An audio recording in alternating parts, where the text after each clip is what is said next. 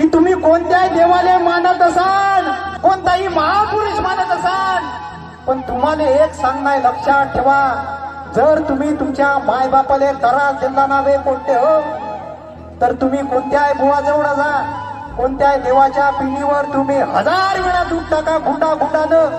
ज्या सुनीनं आपल्या सासूने त्रास दिला आणि ज्या पोरानं आपल्या बायकोपायी आपल्या मायबापाला घराच्या बाहेर काढलं ना, मायबापाचा छळ केला, त्याने कोणता हवे तू कोणत्याही तीर्थाने जाय, तुले सरापत करून घेऊ.